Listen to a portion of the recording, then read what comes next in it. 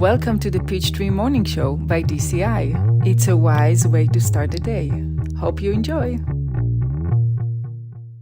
Hi, welcome back to the Peachtree Morning Show. I hope you're having a good breakfast. It's really frustrating that you can't share it with me, but okay, next time I see you.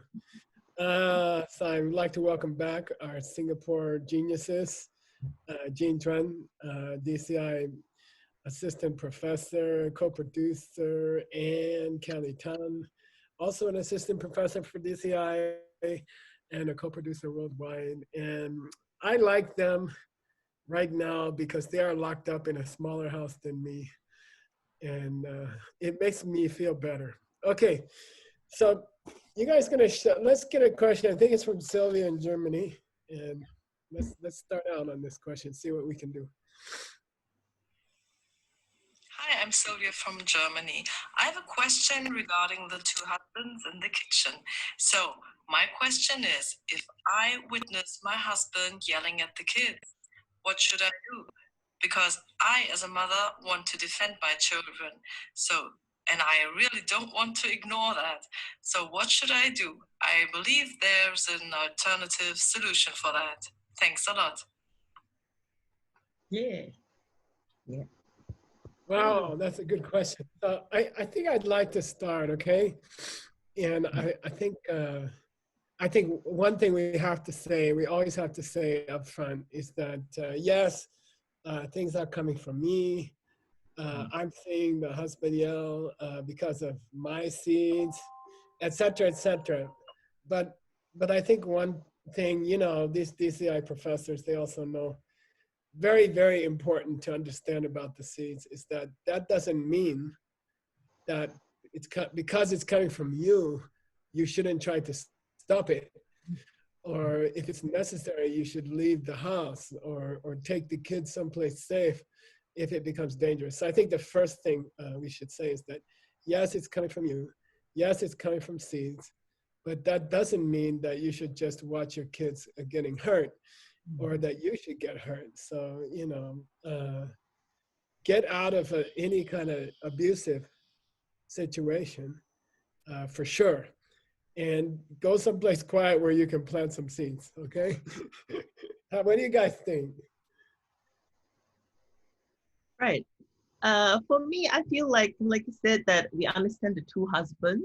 And I think it's great that she knows the story well, and she understands that she don't want to plant bad seed while she's protecting her kids. I think that's an important point. And Geshula, you mentioned that we should, as we protect them, we shouldn't let them abuse the children, and there are better ways to protect them. And we understand that as seeds ripen, it's ripening from the ground. We can't press the seed back into the ground, so it's ripening. And I think the key idea here is we remember the pen, and we don't yell back at the husband. We don't get upset so that we plant more bad seed. And I think conventional way, like you said, that to bring the kids away, or there could also be conventional way of trying to distract the husband, or try to talk about something else, or break a glass or something to distract the situation, to calm down the situation in the sense. And we understand that as seeds ripen, we can't do much but to do other things which may or may not work depending on past seeds. So the breaking the glass may or may not work as well. But I think the key idea here is how we can plant seeds for the future. Because we understand the third flower, our husband, is also coming from our environment, right? So we can plant seeds to change the husband. Maybe we can think about speaking kindly. Like, how can I speak more kindly to people around me? And then direct the seeds to see a husband that speaks kindly. That's my perspective. What do you think, Jean?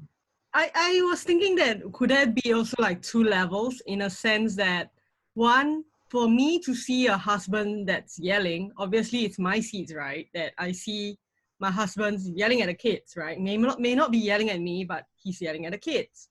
So in that way, what you said about speaking sweetly to people, so that I see him speaking sweetly to me or the kids or whatever that is, But I was also thinking on another level, could that also be like the kids themselves have the seats for them to see their dad yelling at them? Because if I'm, for example, right, I'm just saying that if I don't have the seats to be yelled at, and I'm not in the room, but if the kids have the seats, maybe their dad will bring them into the room and yell at them. I don't know. So I was just thinking that we could also like, I mean, I have a niece and nephew, and it's normal now that everyone's stuck at home that I hear a lot of yelling going on.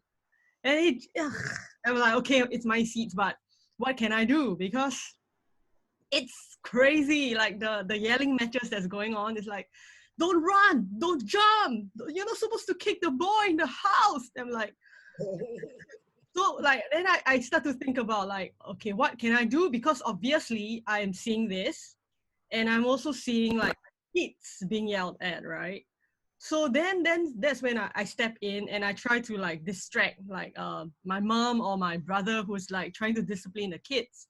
And I try to do it in a way that I first have to actually adjust my own emotions, in the sense that if I go in with that, you yell at the kids, I'm going to yell back at you, then I'm replanning that the same seeds. But when I adjust my, you know, I try to like, you know what, I'm seeing this, okay, let's fix this on the seed level.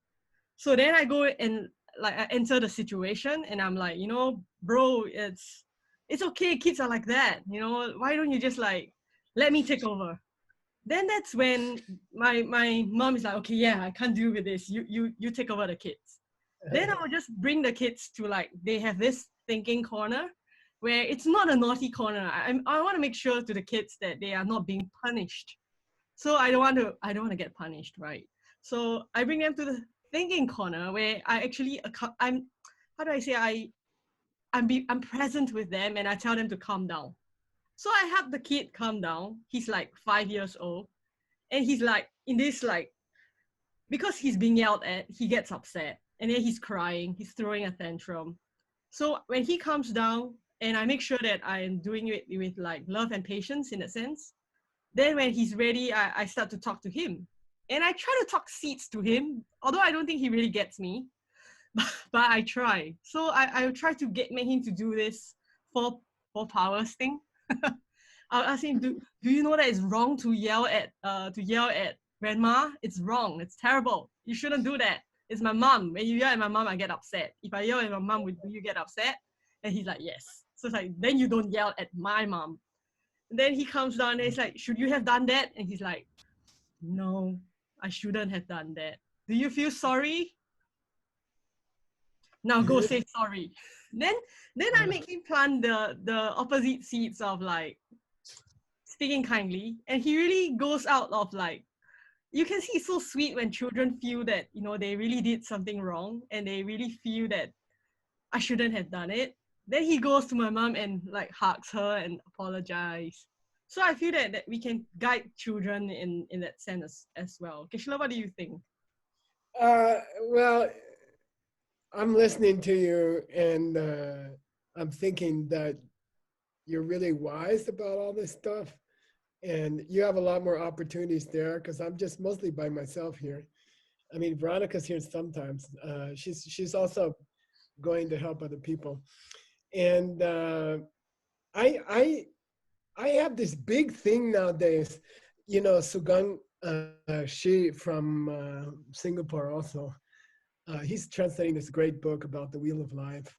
And there's these 12 links, and you know, the wife yells at the kids, and then the husband yells at her, and then she yells at the husband, so the kids are bad next week and she yells at them, and then it's this self-perpetuating cycle. And I'm nowadays, when I start to get upset or I start to get angry, this pops into my head, you know. And the place where you're supposed to break the wheel, in American English, we say where you're supposed to put the monkey wrench in the machine and the machine will blow up, is step number 1, you know. That's the first of the 12 links. And what it means in practical terms is that as soon as someone yells at the kids, you know, I start to get upset.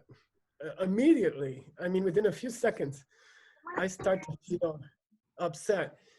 And then nowadays, I'm just playing with that. I'm playing with watching my mind in the first few seconds, in the first 10 seconds. I'm trying to focus on that nowadays because I don't want to spin the wheel again. You see what I mean? So I think the first 10 seconds are crucial when the husband is yelling at the kids. How your mind goes in the first 10 seconds is totally crucial because I believe if you get a little upset at that moment and later you correct yourself and you don't get angry, you're still spinning the wheel and you're still going to see it again from those first minute or two that you're upset. That's going to be enough seeds to see it happen again. So I've been playing with this idea of trying to throw the monkey wrench into the machine in the first 10 seconds. And somehow it helps me a lot. It really helps me a lot. Like if I just think, oh, at least I'll fix it for next time. This time it's messy. Somebody's gonna yell at somebody and someone's already upset and the trees come up, it's hard to push it back in the ground. But I'm just really focusing on not doing it again. I don't want to see this thing. Quarantine practice. Tough, but Oh, have to try. Yeah. What do you guys think? I'm thinking also like what Jean was talking about, like try to guide the children to plant the seed, and we often talk about like for kids, young kids, it's difficult to really teach them to plant seed, but as parents, I think it's good to be a living example. Because as we know, like a lot of times we can tell the children to do something, but they usually do the opposite. But they tend to do what they watch how you do it, and they do exactly what you do. So they don't follow what you say, but they follow what you do. So I think as a parents, we can be planting good seeds by like being example.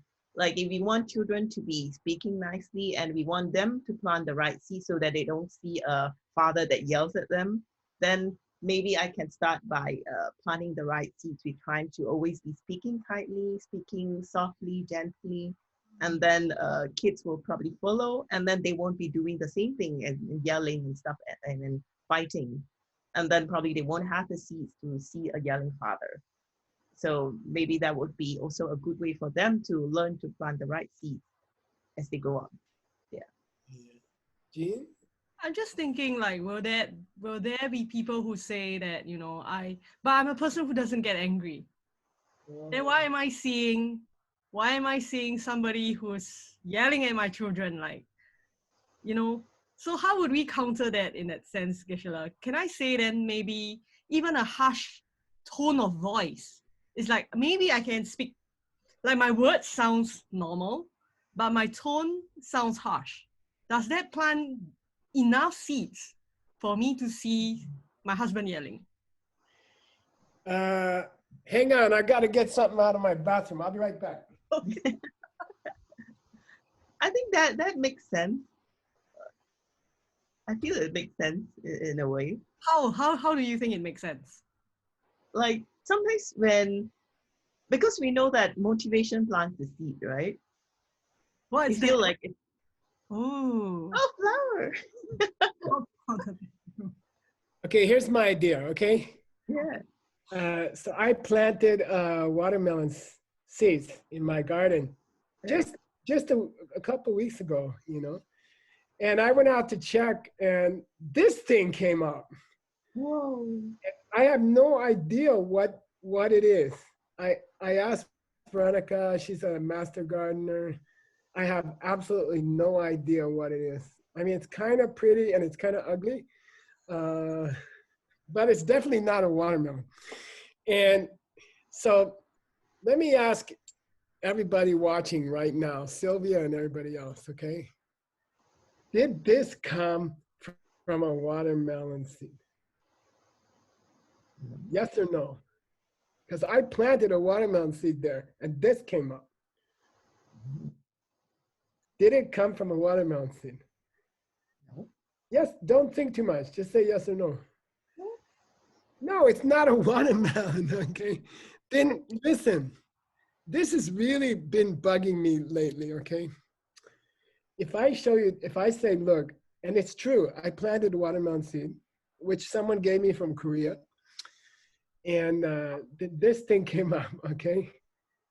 Then will any person who's not crazy, will any normal person say, oh, the watermelon seed changed after it got under the ground? It became an ugly purple flower seed, halfway open. It opened halfway and it changed its mind, like wives always do. Uh, you know, is it, who will think like that? There's not one person listening now who thought, oh, look, Geshe-la's watermelon seed changed into an ugly purple flower, I put it in the bathroom, but that's why this one got in the bathroom, because it's so ugly. And okay, look, we have toilet paper shortages. You understand what I'm saying? Maybe that's why this one grew. It's almost usable. Okay, but what I'm saying is nobody who's listening will say, oh, Geshe-la, don't worry, the watermelon seed, sometimes halfway up, they decide, they change their mind and they become ugly purple flower. Nobody listening will think like that, but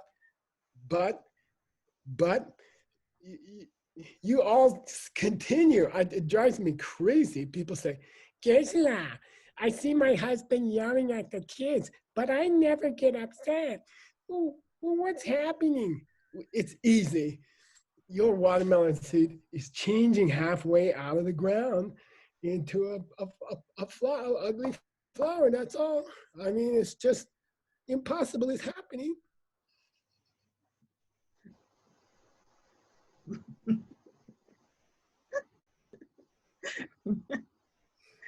So then, Geshe-la, then based on like, what I said earlier is that, does it also mean that like a harsh tone of voice could plant enough seeds that will grow into a yelling husband? Oh, for sure, for sure. And by the way, what's I gonna say? Yeah, 99%, anyone who's not crazy, they will say, Geshe-la, that didn't come out of your watermelon seed. There was another seed there from before. Maybe the wind blew the seed into your garden and it grew. And if you're patient, the watermelon's gonna come up after the ugly purple flower. Just you gotta wait a little longer.